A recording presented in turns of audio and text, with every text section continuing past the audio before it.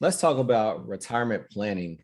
One thing about your book that you did such a great job talking about diversification versus specification. And I thought that was very brilliant. So kind of talk to me about what those two terms mean. Yeah, well, so because a lot of our clients are real estate investors, one of the struggles we work with people on is this concept of whether I should put my money into retirement accounts. So we'll give you an example of a physician, right? So let's say you made $400,000 this year, and we said, hey, you can set up a 401k, maybe like a defined benefit plan on top of that, where you can shelter 150 or $200,000 of your income from taxes. And so inevitably the client's like, oh, well, that sounds great. I would love to put 100 or 200,000 into a retirement account and save on taxes, but I really wanted to use that money for real estate. And so now I have the struggle of, should I save towards retirement? Should I buy real estate? And one of the ways that you can accomplish both is to use self-directed accounts. So simply means you're still funding the retirement account, but once the money's in there, instead of being tied up in the stock market and mutual funds, you have control over that money. So that money could be used to invest in real estate. It could be used to invest in, I don't know, your cousin's startup business, right? All types of alternative assets outside of just the stock market. And when we talk, and the reason that a lot of people like to do that is this whole concept of being specific and investing in something where you have unique knowledge and insight and experience.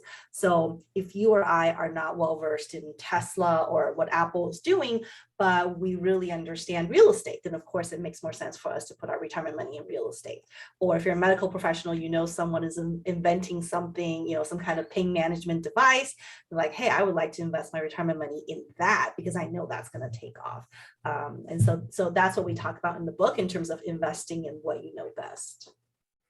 Yeah, and I think another thing we talk about too is just the idea that I think a lot of people don't, with people with their own business, entrepreneurs, they don't necessarily, a lot of them don't know that they can have another retirement account that's in addition to that traditional IRA, the Roth IRA.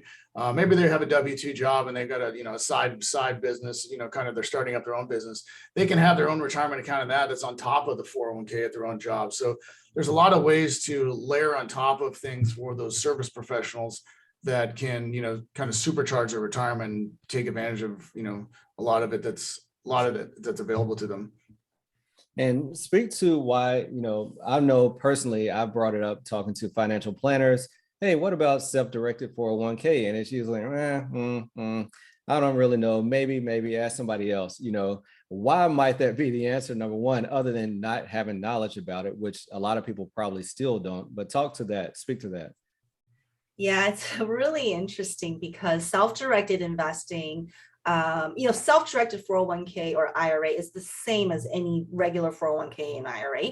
The only difference is in the traditional types of accounts, like what you're talking with your financial advisor on, you're very limited, right? So they're saying, hey, you can invest in stocks, mutual funds, bonds. That's pretty much it. And versus a self-directed, like it sounds, is what do you want to invest in? So I don't have a portfolio of options. You're just out there in the world shopping. So you're shopping for a property on Main Street, or you're going to lend money again to your cousin or somebody else who has a new medical device coming up. And the reason why a lot of traditional financial advisors don't talk about that or don't want to talk about it is because when you ask them those types of questions, you're sort of taking money away from them, right? Because let's say you're with Fidelity, your advisor wants your money in one of the Fidelity, stocks. But if you say, okay, I want to move it to real estate, well, now they're no longer making money on that. So it does not incentivize them to learn or advise you on how you can control your own money outside of their platform, which is an unfortunate but true fact. And that's why we're so passionate about just educating people. Like, you can control your retirement money. You don't have to stay in the stock market if you didn't want to. And that's one thing I want people to hear. When you're dealing with your banker or your investment company, they are selling products that they sell. They want you to buy into this because that's how they get a percentage of it. But so it's really up to each individual to be educated so that when you go to the table, you can ask, hey, what do you think about this? And get a response versus just being sold, the menu, basically.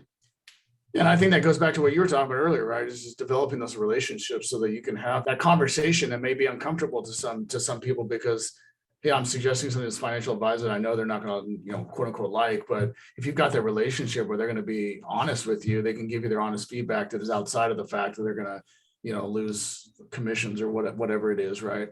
Yeah, can I tell you something really funny? So we always tell clients like, hey, if you want to move your money to, you know, a startup business or real estate, you can do that. You just move it to a self-directed custodian.